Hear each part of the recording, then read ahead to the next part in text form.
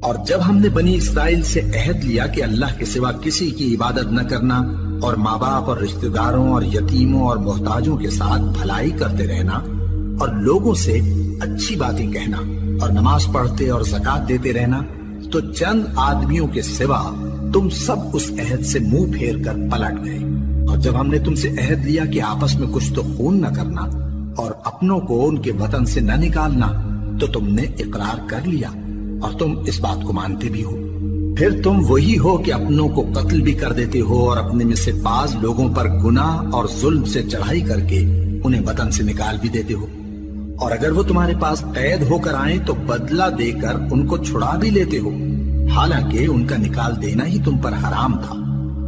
یہ کیا بات ہے کہ تم کتاب اللہ کے بعض احکام کو تو مانتے ہو اور بعض سے انکار کیے دیتے ہو؟ تو جو تم میں سے ایسی حرکت کریں ان کی سزا اس کے سوا اور کیا ہو سکتی ہے